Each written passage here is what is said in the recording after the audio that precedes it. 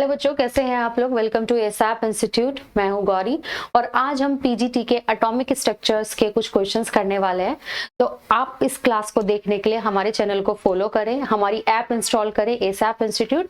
वहां जाकर आप सारे क्वेश्चंस को डिटेल में देख सकते हैं। साथ ही साथ इन टॉपिक से रिलेटेड आपको क्लासेस भी वहां पर अवेलेबल होंगी। इसके साथ ही हमारी जो टेस्ट सीरीज है वो 99 में अवेलेबल है।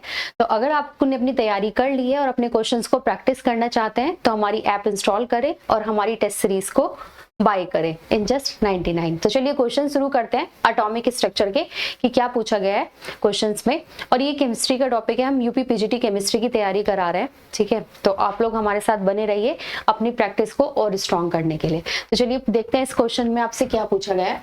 तो सबसे पहले क्वेश्चन में पूछा गया है the velocity of an electron in the third orbit of hydrogen atom. उसने क्या पूछा है कि जो आपकी इलेक्ट्रॉन की वेलोसिटी है किसके लिए, हाइड्रोजन एटम के लिए, थर्ड ऑर्बिट की उसने बात की है। तो आपको पता होना चाहिए कि जो हमारा वेलोसिटी ऑफ इलेक्ट्रॉन है थर्ड ऑर्बिट का फॉर्मूला क्या होता है हमारा, b is equal to v not z upon, ठीक है।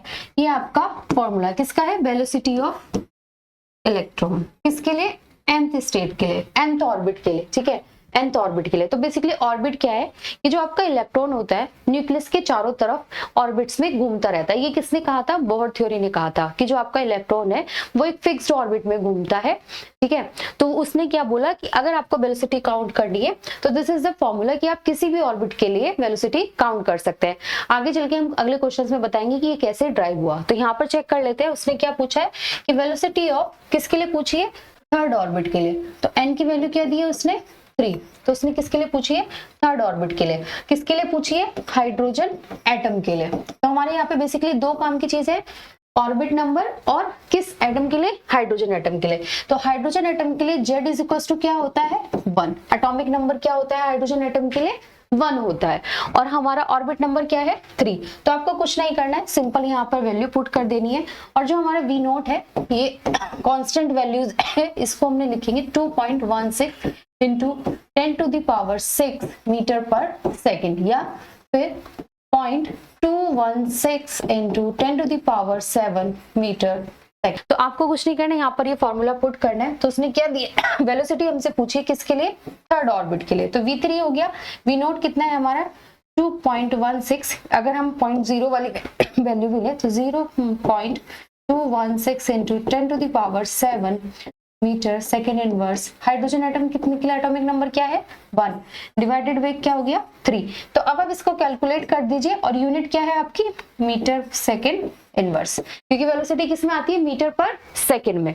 तो आप इसको कैलकुलेट करिए और यहाँ पर मेंशन करिए, फिर देखिए कि आपका आंसर आता है।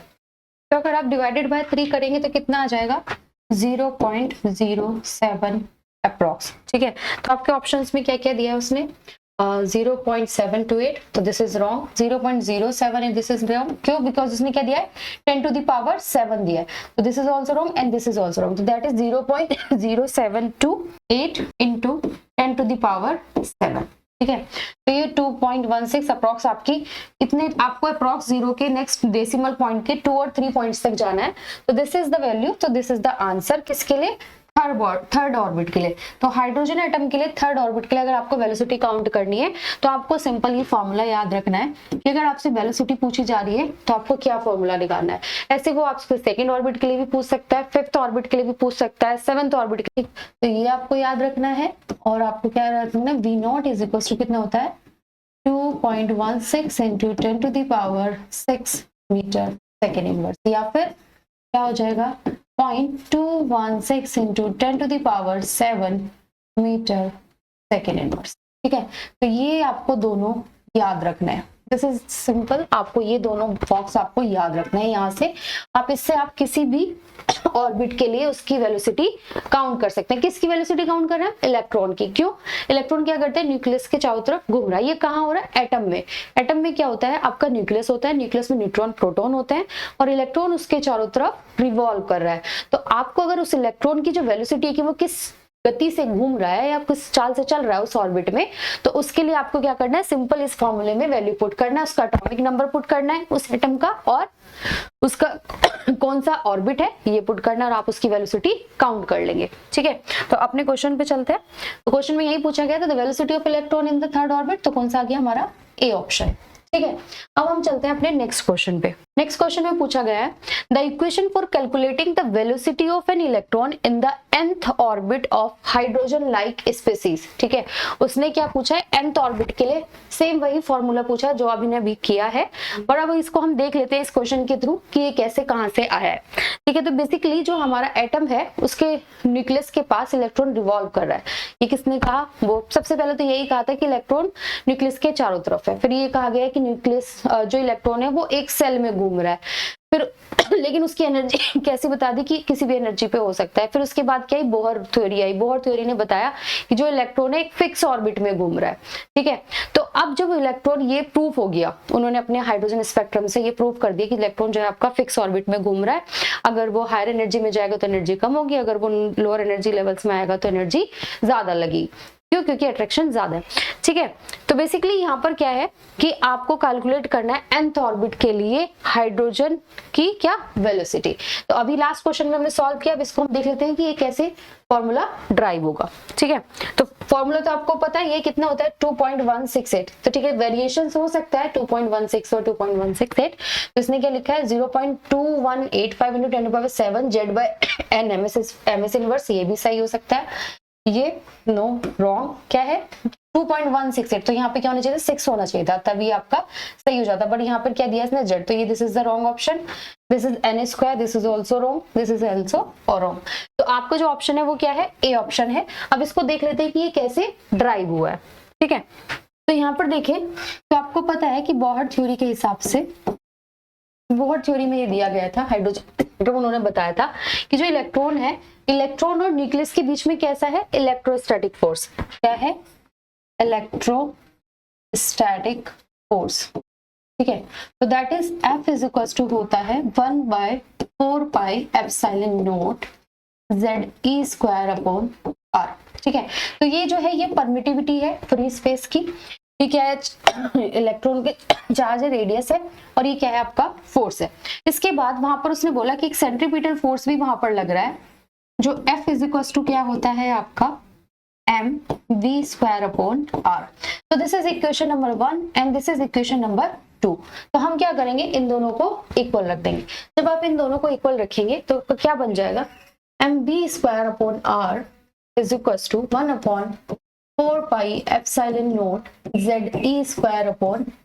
ठीक है, कुछ नहीं करना है, अब इसको सिंप्लीफाई करना है। सबसे पहले हम दोनों तरफ क्या कर देंगे, multiply both side by r। ठीक है, तो r से करेंगे तो mv²/r into r is equal to 1/4πε0 ZE²/r into r। तो r से r कैंसिल आउट हो जाएगा, that will remain mv² is equal to 1/4πε0 ZE² sorry यहाँ पे क्या होता है r²। ठीक है, तो ये क्या हो जाएगा r², तो दिस r से r कैंसिल आउट हो जाएगा, तो यहाँ क्या बचेगा, रिमेन ZE²/r। तो आगे चलेंगे इसको सॉल्व करेंगे, तो क्या हो गया हमारा mv² is equal to 1/4πε0 ZE²/r। ठीक है, तो हम यहाँ से क्या कर लेंगे, v कैलकुलेट कर लेंगे, तो हमारा कितना आ जाएगा 1/4πε0 ZE²/mr। और चूंकि स्क्वायर रूट हटाने तो क्या कर देंगे, ये हमने यहाँ पर कर दिया। ठीक है, अब चूंकि उसने क्या बोला था, ये भी कहा गया है कि जो एंगुलर मोमेंटम होता है क्वांटाइज स्टेट्स का, वो क्या होता है mv/mr is equal to nh cut. उस स्टेट के लिए क्या होता है, n का और r का रिलेशन ये, तो r इज इक्वल टू यहाँ से क्या हो जाएगा, ये किसके लिए है, angular momentum for quantize state, momentum for quantize state. ये कितना हो जाएगा mv/r is equal to nh cut. ठीक है, तो यहाँ से आपको कुछ नहीं करना है, r की वैल्यू फाइंड कर लेनी है, क्या बन जाएगा nh कट अपॉन mv। ये जो n है ये क्या है, हमारे ऑर्बिट्स है, नंबर ऑफ ऑर्बिट्स। कौन से स्टेट्स के लिए, nth स्टेट के लिए, फॉर nth स्टेट लिख लीजिए इसको। अगर आपको कंफ्यूजन लगे तो आप इसको फॉर nth स्टेट लिख लीजिए। तो r इज इक्वल टू कितना हो जाएगा, NH कट अपॉन MB। तो आपको कुछ नहीं करना है, r की वैल्यू कहां पर पुट करनी है, दिस इक्वेशन। तो क्या हो जाएगा, v square is equal to, sorry ये क्या हो गया, अगर आप नहीं लगा दिया तो स्क्वायर कहां से हट जाएगा, तो v is equal to 1 upon 4 pi epsilon not ZE square upon क्या है, m इंटू आर की वैल्यू जगह पे हम क्या रख देंगे, NH कट अपॉन क्या आएगा, MB। तो m से m कैंसिल आउट, ठीक। तो ये क्या बन गया, 1 upon 4 pi epsilon not ZE square upon NH cut into B, ठीक है। ये आपका ये आ गया। अब अगर इसका स्क्वायर रूट हटाना है तो इधर से स्क्वायर कर देंगे, तो 1 upon 4 pi epsilon not ZE square into B upon NH cut. आपको कुछ नहीं करना है, divide by velocity on both side, तो क्या हो जाएगा, आपका बन जाएगा v square by b equals to 1 upon 4 pi epsilon not ZE square NH cut, ठीक है, ZE square NH cut into B into B, ठीक है। तो B से B कैंसिल आउट, तो क्या बचा, V is equals to 1 upon 4 pi epsilon not NH cut ZE square. तो बेसिकली आपको कुछ नहीं करना, सिंप्लीफाई, कॉन्स्टेंट्स को बाहर निकाल देना है। तो जो कॉन्स्टेंट्स रह गए वो आपके रह गए E square upon 4 pi E not H cut और Z अपॉन N। तो इसकी जो वैल्यू निकल के आ जाएगी वो आपकी आ जाएगी 0.216 into 10 to the power 6 metre पर सेकेंड और Z बाय N। तो बेसिकली द फॉर्मूला इज, क्या हो गया, वेलोसिटी ऑफ एन इलेक्ट्रॉन 2.16 या 2.18 भी आप लिख सकते हैं इनटू, क्योंकि that is the after decimal values, this can be very. तो कितना हो गया, 10 टू द पावर 6 मीटर पर सेकेंड Z अपॉन N, ठीक है। तो this is the formula which ask you from in the question. तो आपसे क्या पूछा है क्वेश्चन में, ये फॉर्मूला पूछा है। तो अगर आप इसकी पॉइंट्स वैल्यूज में लिखेंगे तो दैट विल क्या हो जाएगा, 0.216 into 10 to the power 7 metre second inverse Z upon, तो n क्या है, where n is equal to number of orbits, ठीक है, और Z is equal to atomic number of atom, ठीक है। तो आपको ये पता चल गया कि ये कहां से आया है, तो बोर थ्योरी के थ्रू इसको ड्राइव किया गया है। तो दिस इज द फॉर्मूला आपसे जो पूछा गया है, ठीक।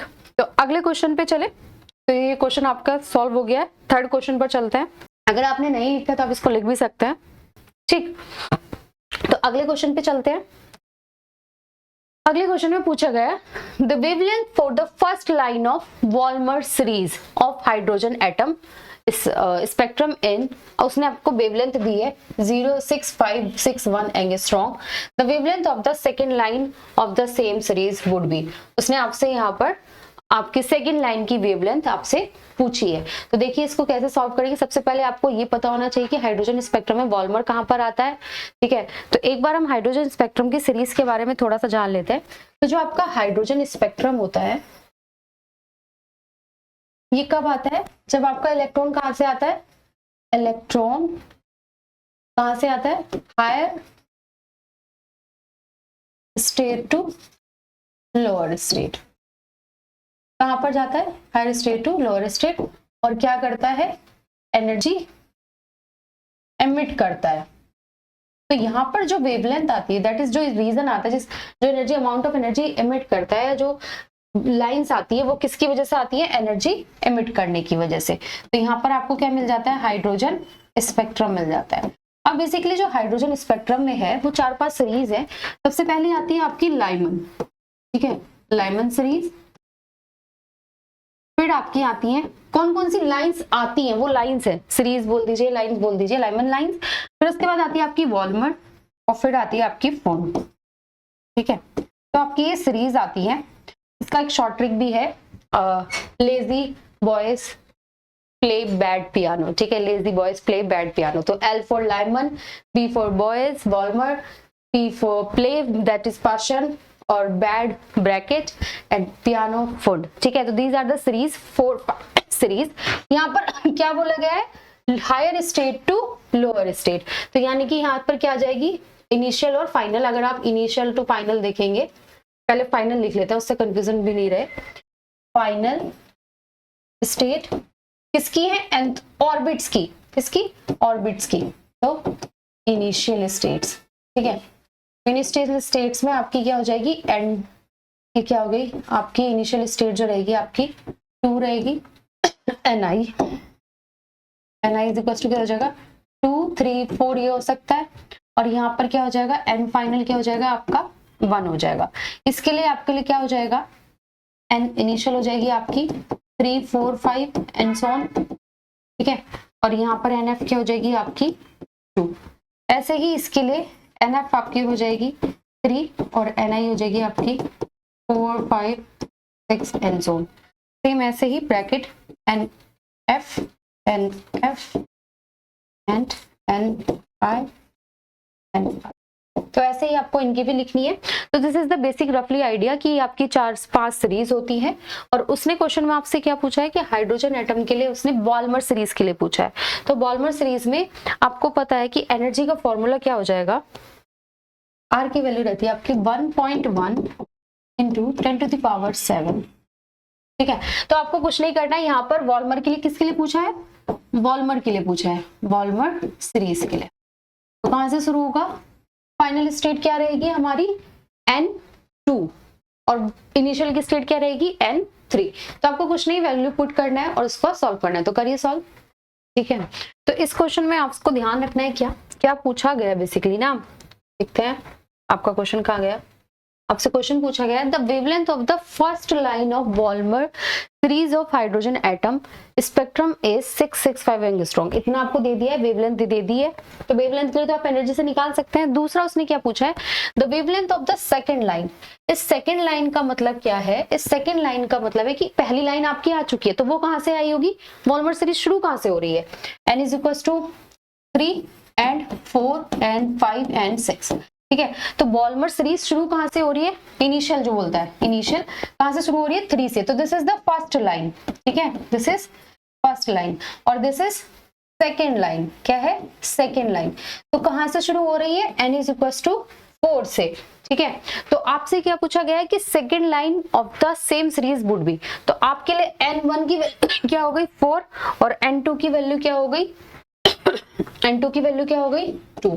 तो आपको कुछ नहीं करना है, इज इक्वल टू 1/2 का स्क्वायर माइनस के 1/4 का स्क्वायर। आर की वैल्यू पुट करनी है और ई इज इक्वल टू क्या होता है 1/λ। क्यों, क्योंकि एनर्जी इज इक्वल टू क्या होता है h न्यू और न्यू इज इक्वल टू क्या होता है c/λ। तो that is the relation between E N energy and wavelength. तो आपको सिंपल कुछ नहीं करना है, यहाँ से वैल्यू कैलकुलेट करनी है और कैलकुलेट करके आपको सॉल्व कर देना है। तो अगर आपको इस कैलकुलेशन में कोई भी प्रॉब्लम है तो आप नीचे कमेंट बॉक्स में मेंशन कर सकते हैं। अगर आपसे नहीं सॉल्व हो रहा है तो आप हमें व्हाट्सएप नंबर के थ्रू ये क्वेश्चन को सेंड भी कर सकते हैं, जहां से हम आपको डिटेल सॉल्यूशंस देंगे। ठीक है, तो इसका जो आंसर आ जाएगा कैलकुलेट करने के बाद वो आपका जाएगा 4860 एंगस्ट्रॉम। ठीक है, मैंने सॉल्व इसलिए नहीं किया कि आप लोग प्रैक्टिस करें यहाँ पे, अगर नहीं होगा तो हम आगे सॉल्व करवाएंगे। ठीक है, तो अगले क्वेश्चन पे चलते हैं। अगले क्वेश्चन में आपसे पूछा गया है, the ionisation potential for hydrogen atom is 13.6 electron volt. उसने क्या बोला है कि हाइड्रोजन एटम का आयनेशन पोटेंशियल इतना है। आपको किसका बताना है, हीलियम एटम का बताना है। तो दिस इज द सिंपलेस्ट। आपको पता होना चाहिए कि जो आपका हाइड्रोजन एटम होता है उसके लिए आयनेशन एनर्जी क्या होती है। हाइड्रोजन एटम के लिए आयनेशन पोटेंशियल का फॉर्म होता है माइनस के 13.6 इलेक्ट्रॉन वोल्ट Z²/n²। ठीक है, अब चूंकि यहाँ पर हाइड्रोजन एटम में तो Z की वैल्यू क्या हो जाएगी 1 और इसकी वैल्यू क्या हो जाएगी 1। तो दैट इज कितनी आ जाएगी माइनस के 13.6 इलेक्ट्रॉन वोल्ट। अब उसने पूछी किसके लिए है आपसे, हीलियम एटम के लिए। इसके लिए पूछिए हीलियम एटम के लिए। तो आपको कुछ नहीं करना है, आपको सिंपल उसने क्या दिया है वहां पर क्वेश्चन में वो देख लीजिए। हीलियम प्लस, उसने क्या दिया है हीलियम प्लस, यानी कि अगर हीलियम प्लस की हम बात करें तो बेसिकली हीलियम में कितने होते हैं 1s2, 2 इलेक्ट्रॉन होते हैं, लेकिन उसने क्या दे दिया हीलियम प्लस। तो अगर उसने हीलियम प्लस दिया है तो यानी कि एक इलेक्ट्रॉन क्या हो गया है रिमूव। तो ये किसकी तरह बिहेव कर रहा है लाइक हाइड्रोजन एटम, कैसा लाइक हाइड्रोजन एटम। तो n की वैल्यू तो यहाँ पर क्या रह जाएगी सेम रह जाएगी, ठीक है।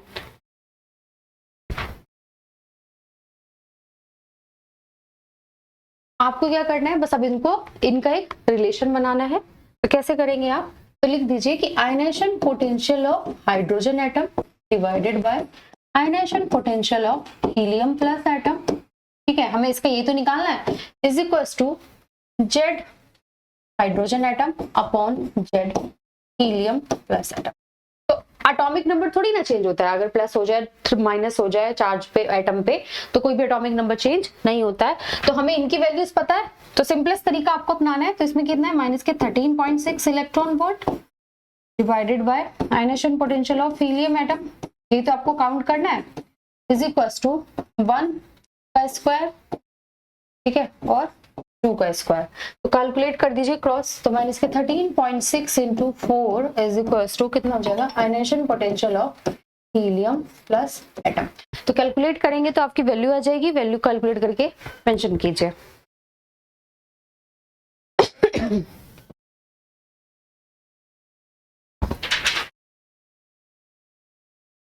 ठीक है, तो कितना आ जाएगा 64.4 electron volt, that is the ionization potential of helium plus atom, ठीक है। so this is the answer of this question। तो उसने क्या दिया है 54 इलेक्ट्रॉन वोल्ट, ठीक है। अगले क्वेश्चन पे चलते हैं।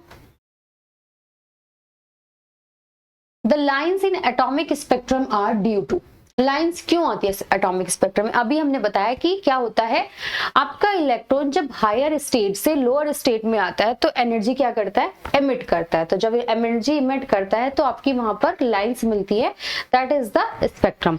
तो अगर उसने क्वेश्चन पूछा है कि lines in atomic spectrum are due to, किसकी वजह से आती है न्यूक्लियर चार्ज की वजह से, नहीं। एनर्जी ऑफ इलेक्ट्रॉन न्यूक्लियस, नहीं। किसकी वजह से excited electrons dropping from higher energy level to lower energy level. Obviously जाहिर सी बात है अगर इलेक्ट्रॉन ऊपर की स्टेट में तो एक्साइटेड स्टेट से गया होगा पहले, क्योंकि अगर इलेक्ट्रॉन को ऊपर की स्टेट में जाना है तो नीचे से एनर्जी लेगा और एक्साइट हो जाएगा। तब क्या करा उसने एनर्जी ली, एब्जॉर्ब की, और फिर अगर वापस आएगा तो क्या करेगा एनर्जी इमिट करेगा। तो higher energy level to lower energy level, so this will be the answer, electron dropping from higher energy level to lower energy level. And this one will also read electrons excited from lower energy level to higher. So this is also the wrong option. So lines in atomic spectrum are due to excited electrons dropping from higher energy levels to lower energy level. तो next question पे चलते हैं, क्या पूछा गया है। इसके बाद यहाँ पर ये कुछ एरर है, इसको लिखना है UV, ठीक है, अल्ट्रावायलेट। यहाँ पर क्या है पूछा गया है different spectral series and related region spectrum of atomic hydrogen. उसने यहाँ पर स्पेक्ट्रल सीरीज दी है और उसने क्या दिया है रीजन्स दिए हैं। तो अगर आपको एटॉमिक स्पेक्ट्रम के बारे में पूरा डिटेल में पढ़ना है तो आप हमारे कोर्स को ज्वाइन कर सकते हैं एसएप इंस्टीट्यूट के पीजीटी कोर्स के लिए। वहां जाकर आप हाइड्रोजन स्पेक्ट्रम के बारे में पूरा डिटेल में पढ़ सकता है और वहां पर बहुत की पॉइंट्स में आपको बताया गया है। आपको बहुत ज्यादा लंबी क्लासेस नहीं पढ़नी है, बेसिकली एक 1 आवर की क्लास होगी जहां पर आपको जाके ये पूरा मिल जाएगा। तो बस आपको बहुत अच्छे से पढ़ लेना है, समझ लेना है, उसको याद कर लेना है एंड देन उसके बेसिस पे आपको वहां पर क्वेश्चंस भी मिलेंगे, इनसे रिलेटेड सिमिलर क्वेश्चंस भी आपको वहां पर मिलेंगे। आपको कुछ नहीं करना है, उनको जाके सीधे सुनना है और क्वेश्चंस पर प्रैक्टिस करना है। तो क्या पूछा है लाइमन, तो लाइमन के लिए क्या होता है यूबी। ब्रैकेट के लिए क्या आता है, सबसे पहले वॉल्मर देख लेते हैं। तो वॉल्मर आती है विजिबल रीजन में and then bracket infrared and portion is also in infrared, ठीक है। तो this is the combination of the series। तो ये आपको याद रखनी है ये सब पॉइंट्स, और यही सब पॉइंट जानने के लिए आप हमारे चैनल में जा सकते हैं, ठीक है। इसके आगे नेक्स्ट क्वेश्चन में क्या पूछा है, नेक्स्ट क्वेश्चन ने पूछा है among the following energy transition is। यहाँ पर आपको स्टेट्स दिए non ground state, excited state, यानी कि आपकी किसके टर्म्स में दी है, बॉन्ड के टर्म्स में, कि आपका अगर सिग्मा बॉन्ड, सपोज आपका इलेक्ट्रॉन सिग्मा बॉन्डिंग स्टेट में है तो दिस इज सिग्मा, सबसे पहले कौन सी होती है, सिग्मा बॉन्डिंग, देन फिर आपकी पाई बॉन्डिंग, देन फिर non bonding, then pi anti bonding, and then sigma anti bonding. तो उसने क्या पूछा है, ट्रांजिशन का पूछा है। तो आप सोचिए कि अगर आप यहाँ से यहाँ जाएंगे तो कम एनर्जी लगेगी, यहाँ से यहाँ जाएंगे तो ज्यादा, फिर ऐसे ही यहाँ से यहाँ जाएंगे तो ज्यादा, और यहाँ से यहाँ जाएंगे तो सबसे ज्यादा। लेकिन उसने हमसे क्या पूछी है, लोएस्ट एनर्जी ट्रांजिशन। तो किसके बीच में कम रहेगा, non bonding to pi bonding, क्योंकि यहाँ पर क्या है, एक ही स्टेट है, ठीक है। तो यहाँ पर क्या रहेगा, लोएस्ट एनर्जी, सबसे कम एनर्जी लगेगी, इलेक्ट्रॉन इजीली जंप कर पाएगा, ठीक है, अपर स्टेट में। अगर इलेक्ट्रॉन को यहाँ से जाना है इस स्टेट में तो एनर्जी ज्यादा लगेगी। तो उसने क्या बोला, sigma to sigma star will be highest, क्या हो जाएगी, highest energy, highest energy transition, ठीक है। इसमें क्या रहेगा आपका, लोएस्ट एनर्जी ट्रांजिशन, ठीक, lowest energy transition. Non bonding to sigma, इसमें भी हाई लगेगी पर इससे लोअर रहेगी, और इसमें भी हाई लगेगी पर इन दोनों से लोअर रहेगी। तो उसने हमसे क्या पूछा है, लोएस्ट पूछा है, lowest energy transition, that is will be the B option, non bonding to pi anti bonding. अगले क्वेश्चन पे चलते हैं। ऐसे ही बहुत सिंपल और बेसिक क्वेश्चंस आपसे पूछे जाते हैं, तो आपको कुछ नहीं करना है, बहुत अच्छे से बेसिक्स को पढ़ना है। बेसिक्स को पढ़ने के बाद आपको क्वेश्चंस को प्रैक्टिस करना है, देखना है कि किस टाइप से क्वेश्चंस को वो घुमाकर आपसे पूछ रहा है, और बस उन्हीं क्वेश्चंस को सॉल्व करके आपको अपने एग्जाम में बैठना है। अगर आप जितना ज्यादा प्रैक्टिस करके एग्जाम में बैठेंगे उतनी जल्दी आप बहुत ज्यादा स्कोर कर पाएंगे। तो अप्रोक्स आपके 125 के अप्रोक्स आपके क्वेश्चन होते हैं। आपको टारगेट रखना है कि आपको 120 प्लस की क्वेश्चन वहां पर अटेंड करने हैं, ठीक है। तो चलिए अगले क्वेश्चन पे चलते हैं। The wavelength for the visible reason. तो इलेक्ट्रॉनिक हमारे आप कोर्स में जाएंगे तो आपको क्या मिलेगा, इलेक्ट्रो स्पेक्ट्रम मिलेगा, जहां पर वहां पर रेंज लिखवाई गई है। तो जैसे आपका जो विजिबल रेंज होती है वो कितनी आती है, 400 to 800 nanometre. It will also can approximate 400 nanometre to 750 nanometre. अगर ये ऑप्शन भी है तो this is also the correct option, कि जो आपका विजिबल रीजन है, कलर स्पेक्ट्रम जिसमें मिलता है, that is the visible region, जहां पर आपके कलर्स शो करते हैं। तो this is 400 nanometre to 780 nanometre.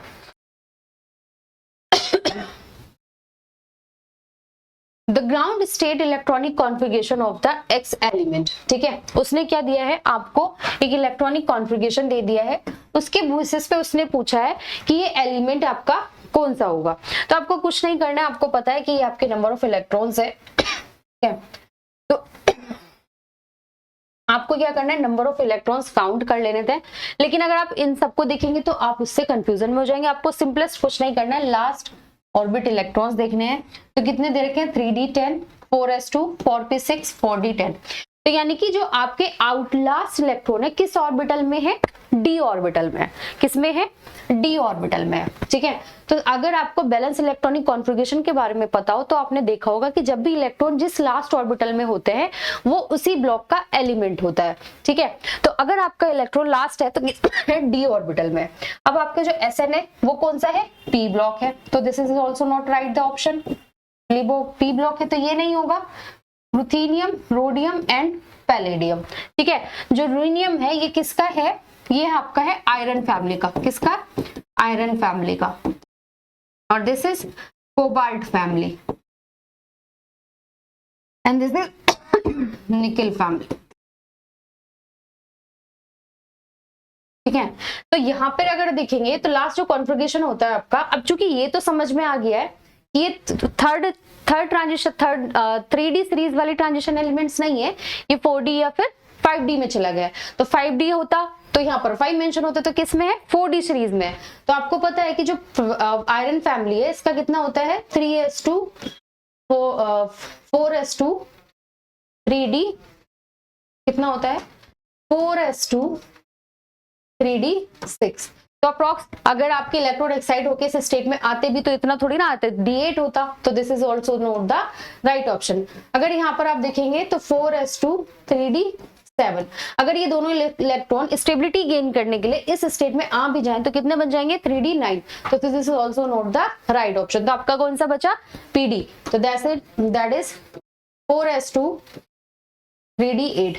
तो ऐसे ही सिमिलर इस पैलेडियम में क्या होता है कि ये इलेक्ट्रॉन कहां पर चले जाते हैं, डी में चले जाते हैं, देन कितना बन जाता है 4d10 और 5s में क्या रहते हैं आपके 0 इलेक्ट्रॉन। तो बेसिकली यहाँ पर क्या आ जाएगा आपका पैलेडियम। तो answer will be the palladium. और किस फैमिली से बिलोंग करता है, निकल फैमिली से। तो अगले क्वेश्चन पर चलते हैं। यहाँ पर क्वेश्चन पूछा है आयनाइजेशन एनर्जी से रिलेटेड। उसने पूछा है अ सडन, ये लिखा है लार्ज या रेयर, दोनों में से कोई एक ऑप्शन है, ये मिस प्रिंट है इस वर्ड में, इसको ध्यान नहीं देना है। A sudden jump between values of second and third ionization energies of an element would be associated with which of the following electronic configuration। Ionization energy क्या है, basically ionization energy, ionization potential, that is कि उस atom में से electron को निकालने के लिए जितनी अमाउंट ऑफ एनर्जी रिक्वायर्ड होती है, that is the ionization energy. ठीक है, तो यहाँ पर उसने क्या बोला है कि जो आपका अगर इलेक्ट्रॉन जंप कर जाए किस स्टेट में, सेकंड और थर्ड, ठीक है, तो element would be associated which of the following electronic configuration. उस किसके बीच में ज्यादा गैप मिल रहा है, सेकंड और थर्ड के बीच में, यानी फर्स्ट और सेकंड के बीच में बात नहीं की है उसने, किसके बीच में की है, सेकंड और थर्ड के बीच में। तो आप समझ के देखिए कि इलेक्ट्रॉन से अगर हमने फर्स्ट इलेक्ट्रॉन निकाला तो एनर्जी कम लगेगी। इलेक्ट्रॉन से जब आप किसी भी एटम से इलेक्ट्रॉन निकालना शुरू करेंगे तो उसके जैसे आपने एक इलेक्ट्रॉन निकाला, आप और अंदर के इलेक्ट्रॉन्स निकालने शुरू करेंगे, फिर उसके अंदर जैसे सपोज ऐसे समझिए कि एक कॉन्फ़िगरेशन लिख लेते हैं, ऑक्सीजन का लिख लेते हैं, last valence configuration 2s2 2p4। ठीक है, इसको अगर मैं लिख दूं तो ये कुछ इस तरीके से है, ठीक है, 2p4। ठीक है, तो ये एक इलेक्ट्रॉन है, this will can easily remove. क्यों रिमूव हो जाएगा, अगर ये इजीली रिमूव हो जाएगा तो ये कॉन्फ़िगरेशन किस में कन्वर्ट हो जाएगा, रिमूव होने के बाद दिस वन। ठीक है, तो इसने क्या कर ली, स्टेबिलिटी गेन कर ली। ये बात हमें पता है कि अगर आपकी ऑर्बिटल या तो पार्शियली फिल्ड है या फुल्ली फिल्ड है तो मोर स्टेबल होती है। सेम इसी तरीके से जैसे जैसे हम इसमें से इलेक्ट्रॉन निकालना चाहेंगे तो एनर्जी क्या लगेगी, ज्यादा लगेगी। तो उसने हमसे क्वेश्चन में क्या पूछा है कि सेकेंड और आयनाइजेशन एनर्जी किसकी होगी, वो कौन सा कॉन्फ़िगरेशन है। तो आप अगर देखेंगे, क्योंकि उसने क्या बोला, लार्ज जंप, ये लार्ज जंप है, रेयर नहीं है, ये लार्ज जंप है, LARGE, large jump between the values of second and third transition ionization energy. तो अगर आप इसमें सबसे पहले इसमें देख पहला इलेक्ट्रॉन निकाला तो सेकेंड के लिए लार्ज एनर्जी लग जाएगी, क्योंकि क्या है, P क्या है, फील्ड ऑर्बिटल है। तो अगर P फील्ड ऑर्बिटल है तो एनर्जी क्या लगेगी, बहुत ज्यादा लगेगी, तो सेकेंड पे ही लग जाएगी, तो ये विल बी नोट द। ठीक है, इसके बाद अगर आप इसको देखेंगे 3p1, सेकेंड वाले को देख लेते हैं पहले, 3s2 2p6। आपने ये पहला इलेक्ट्रॉन निकाला, दूसरा इलेक्ट्रॉन निकाला। अब अगर आप थर्ड निकालेंगे तो यहाँ पर एनर्जी क्या आ जाएगी, ज्यादा आ जाएगी। तो जो सेकेंड और एनर्जी इन दोनों का जो बिटवीन निकालेंगे तो आपका कुछ अमाउंट आ जाएगा, सपोज x आ जाएगा। ऐसे ही सेम आपने एक यहाँ से निकाले, दो इलेक्ट्रॉन, एक यहाँ से निकाला, तो अगर आपने दो इलेक्ट्रॉन निकाल दिए तो ये बचेगा 3s1 3p0। तो आप देखेंगे कि जब आप इस इलेक्ट्रॉन को निकालेंगे तो ये इजीली निकल जाएगा। तो इन दोनों के जो गैप आएंगे सेकंड वाली एनर्जी का और इसका जो गैप होगा वो क्या हो जाएगा, बाई हो जाएगा, बट ये क्या हो जाएगा, लेस देन x। क्या हो जाएगा, लेस देन x। इससे तो क्या हो जाएगा, कम हो जाएगा। लेकिन उसने क्या पूछा, लार्ज जंप पूछा है, लार्ज जंप यानी कि कितनी लार्ज एनर्जी बीच में ज्यादा रहेगा। इसके बाद आ जाता है आपका 3s2 3p2। आप इसको चेक करो,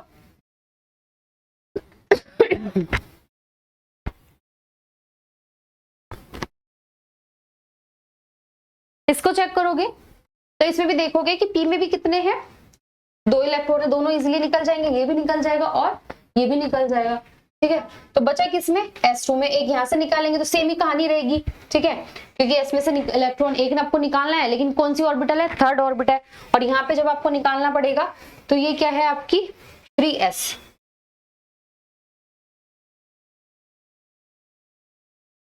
ये सॉरी यहाँ पे गड़बड़ लिखा है, ये है आपका 2p। क्या है, 2p। ठीक है, तो यहाँ पर जो है, यहाँ पर कम होगा और यहाँ पे क्या है 2p, तो यहाँ पर भी कम होगा। तो बेसिकली किसके लिए ज्यादा हो जाएगा, B वाले के लिए। अगर आपको इसको समझना है तो इसको आप ऐसे समझिए कि जितना ज्यादा आपको, अगर आपकी सपोज 2p 3s और 3p ऑर्बिटल्स चल रही है, ठीक है, अगर वहां पे थोड़ा कंफ्यूजन लग रहा है तो यहाँ से समझिए 2 है, 2p 3s 3p ऑर्बिटल चल रही है। अब आपके यहाँ पर 2 इलेक्ट्रॉन है, यहाँ पर 2 इलेक्ट्रॉन है, यहाँ पे फुल इलेक्ट्रोड है, यानी कि ये तो मोर स्टेबल एनर्जी, ये मोर स्टेबल स्टेट है, ठीक है, मोर स्टेबल ऑर्बिटल है। अगर आपको इससे से निकालना है इलेक्ट्रॉन्स तो क्या होगी, हाइयर एनर्जी लगेगी। ऐसे उसने में 2-3 कॉन्फ़िगरेशन दिया है, एक ये दिया है, एक दिया उसने 2p6 3s2 3p1। तो ये तो पहली वाली आयनाइजेशन एनर्जी में निकल जाएगा, इसमें से एक इलेक्ट्रॉन सेकंड में निकल जाएगा, और फिर अगला इलेक्ट्रॉन कौन सा होगा, थर्ड का होगा।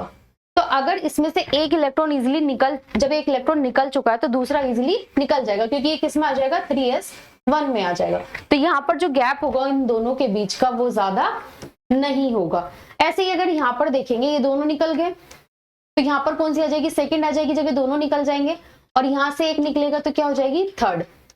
तो ये थोड़ा गैप तो ज्यादा होगा, बट चूंकि जो उसने ऑप्शन में दिया है, उसने ऑप्शन में कौन सा दिया है,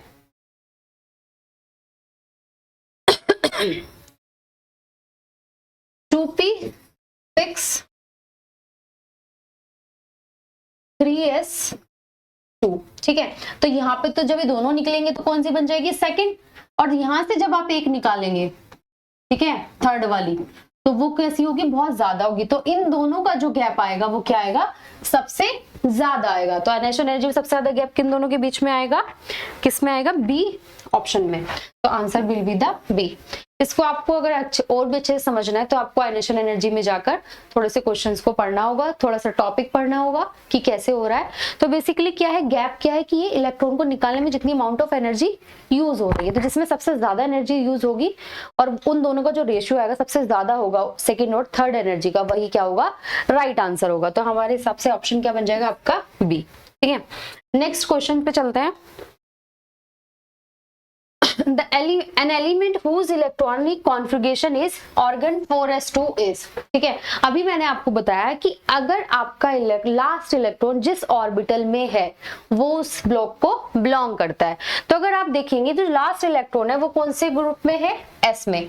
और आपको ये भी पता है कि आपके अगर एस ब्लॉक है तो एस ब्लॉक में 2 ग्रुप्स होते हैं, कौन कौन से, 2 ग्रुप्स होते हैं। ग्रुप 1 आपका होता है एल्किली मेटल,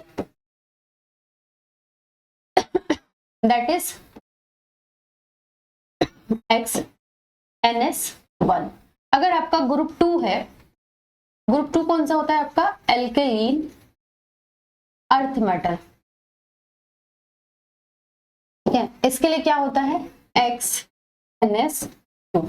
तो बेसिकली ये किसको बिलोंग करेगा कॉन्फ़िगरेशन आपका, एल्केलीन अर्थ मेटल को। तो एस ब्लॉक में आपके 2 ग्रुप्स रहते हैं, एल्केली मेटल और एल्केलीन अर्थ मेटल।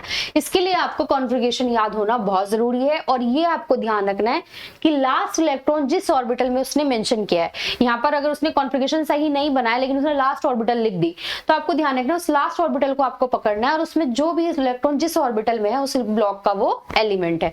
तो यहाँ पर किसमें है, एस ऑर्बिटल में, तो किस ग्रुप का है, एस ब्लॉक का। और आपको पता है कॉन्फ़िगरेशन एल्केलीन का क्या होता है, NS2, तो that is an alkaline earth metal. तो आप इस तरीके से क्वेश्चंस को इस तरीके से सॉल्व कर सकते हैं।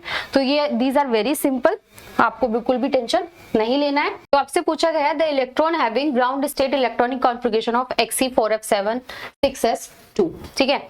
तो जो F7 6s2 5d1 5dv orbitals होती है जिसमें इलेक्ट्रॉनिक कॉन्फ़िगरेशन भरा जाता है। This is basically belongs to the F block element, और 4f7 6s2 belongs to europium. जो गैडोलियम है that is Xe 4f7 6s2 5d1, and this one is Xe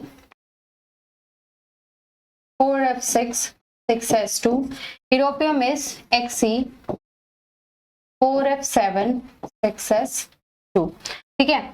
ऐसे ही इसका तो आपको किसका ढूंढना है, 4f7 6s2। तो basically this is the europium and this is electronic configuration of F block elements.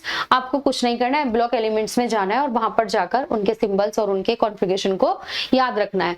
Lanthanoid basically +2 +3 +4 3 configuration आपको याद रखना है लेंथेनॉइड के, +2 +3 एंड +4। इनके कॉन्फ़िगरेशन को आपको याद रखना है, क्वेश्चन आपसे यहाँ से बाहर नहीं जाएगा। तो बेसिकली यहाँ पर आपसे पूछा गया है कि ये कॉन्फ़िगरेशन ग्राउंड स्टेट किसका होगा, यूरोपियम का 4f7 6s2।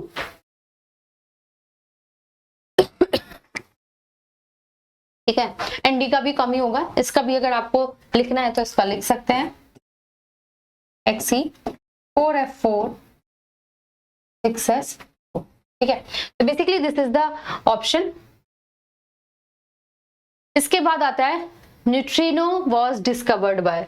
न्यूट्रिनो एक अनस्टेबल पार्टिकल है, जो हमारा एटम है वो स्टेबल और अनस्टेबल दोनों से मिलकर बना है। जो हमारा एटम है that is made up of atom consist of, ऐसे लिख लीजिए, एटम कंसिस्ट ऑफ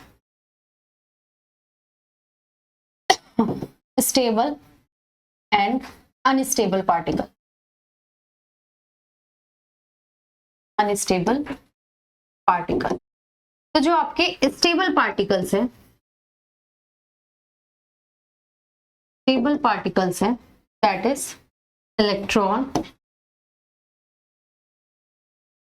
शॉर्ट लिखने की आदत होगी तो शॉर्ट ही लिखते हैं, इलेक्ट्रॉन, न्यूट्रॉन एंड प्रोटॉन। ठीक है, तो these are inside the nucleus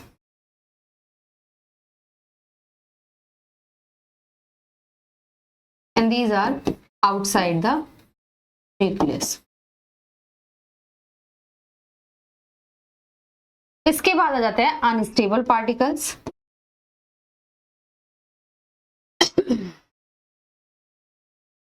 that is meson, neutrino, ठीक है, पॉजिट्रिनो,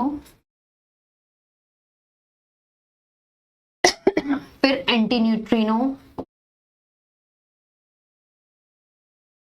एंड एंटी पॉजिट्रॉन।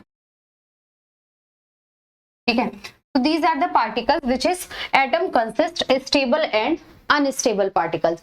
तो अगर आपसे पूछा जाए तो आपको याद रखना है कि स्टेबल पार्टिकल्स कौन कौन से हैं और कहां पर एग्जिस्ट करते हैं, अनस्टेबल पार्टिकल्स कौन कौन से हैं। तो ये आपसे यहाँ पर क्वेश्चन पूछा गया, न्यूट्रिनो वाज डिस्कवर्ड बाय, तो that is the C.A. Anderson, जिन्होंने इसकी खोज की थी कि एटम जो है आपका न्यूट्रिनो भी रखता है but this is the unstable particle. और जनरली हम किसकी स्टडी करते हैं, स्टेबल पार्टिकल्स की स्टडी करते हैं। ठीक है, अगले क्वेश्चन पर चलते हैं। अगले क्वेश्चन में पूछा गया the electronic configuration of platinum. ठीक है, तो प्लेटिनम किस मेटल किस फैमिली से बिलोंग, किस ब्लॉक से ग्रुप है, डी ब्लॉक। ये तो अगर आपको बोल दिया तो प्लेटिनम किसका है, आपका डी ब्लॉक का है। ठीक है, डी ब्लॉक में कौन सी सीरीज का होगा, निकिल पैलेडियम प्लेटिनम, यानी कि 3D में आपका जाता है निकिल। अभी आपने पैलेडियम का पढ़ा 4D एंड 5D में आ जाता है आपका प्लेटिनम। ठीक है, प्लेटिनम। तो आपको बस इसका कॉन्फ़िगरेशन निकालना है। ठीक है, तो क्या आ जाएगा, यहाँ पे क्या था 4D 10।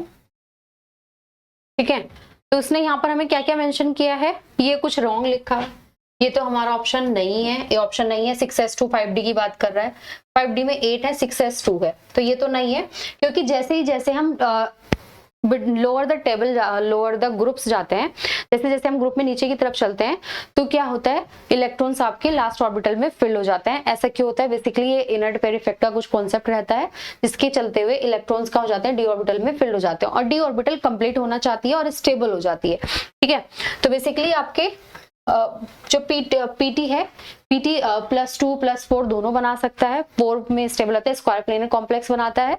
तो आपका जो कॉन्फ़िगरेशन आना चाहिए वो कौन सा आना चाहिए, 5D 10 का आना चाहिए। तो यहाँ पर भी ये कुछ गड़बड़ लिखा है, ये 4f है, दिस इज नॉट राइट। ठीक है, तो 5D 8 तो नहीं रहेगा। इसके बाद 4D D करके ये भी रॉन्ग ऑप्शन है, 5D 4 6s1